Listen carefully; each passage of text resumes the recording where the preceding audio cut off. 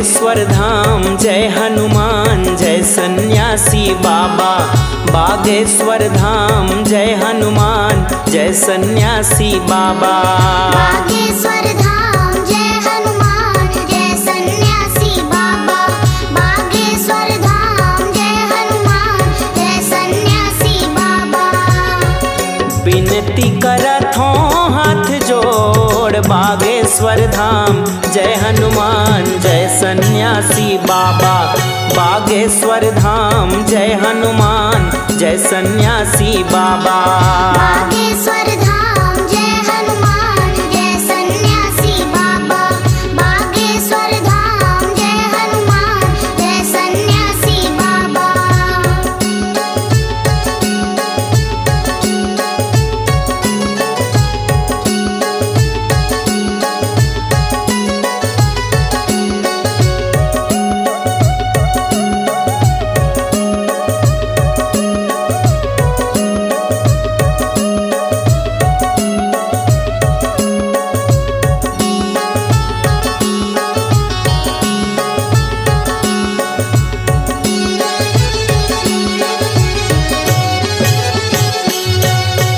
घर में बिराजे दुर्गा भवानी आंगन त्रिशूलधारी।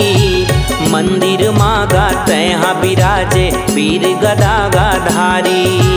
घर में विराजे दुर्गा भवानी आंगन त्रिशूलधारी।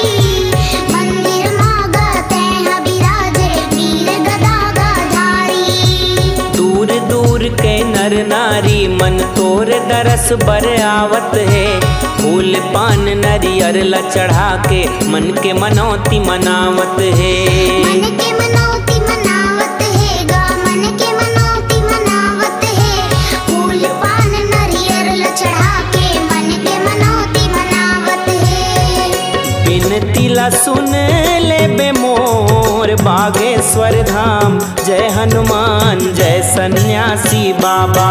बागेश्वर धाम जय हनुमान जय सन्यासी बाबा।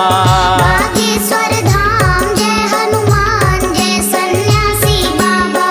बागेश्वर धाम जय हनुमान जय सन्यासी बाबा।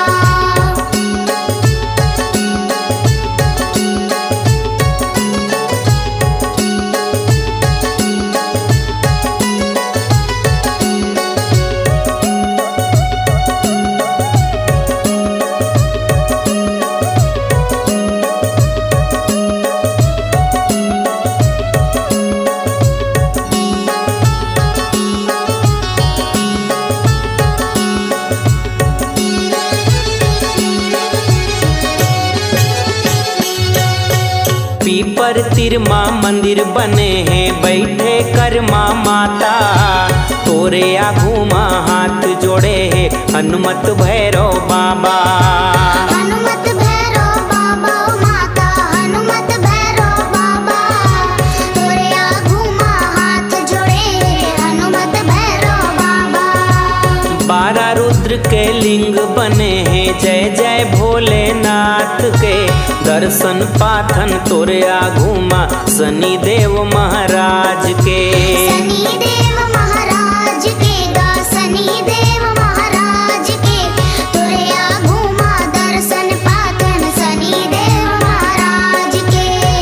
पैया लागत हों हाथ जोड़ बागेश्वर धाम जय हनुमान जय सन्यासी बाबा।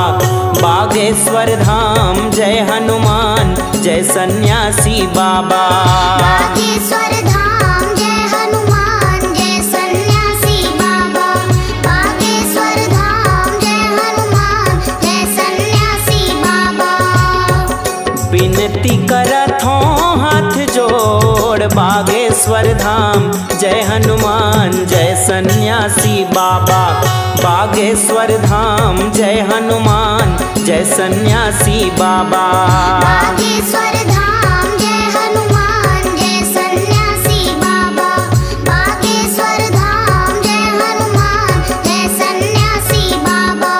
बागेश्वर धाम जय हनुमान जय सन्यासी बाबा। बागेश्वर धाम जय हनुमान जय सन्यासी बाबा। बागेश्वर धाम